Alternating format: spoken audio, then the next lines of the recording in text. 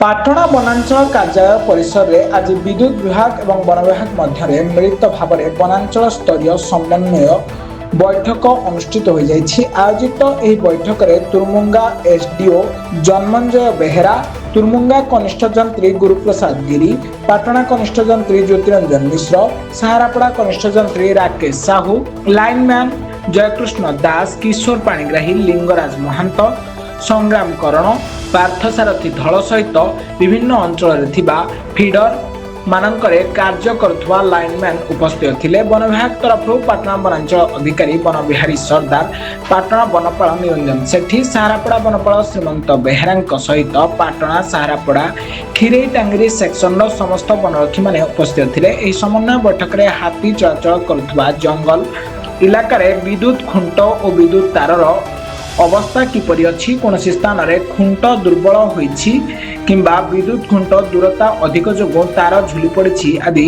तदारख करा जिबा सहित सेगुड़िक मरामती करिया पई आलोचना कराइथिला। सेही कार्य को पाटना वनपाल निरंजन सेठी परिचालना करथिले।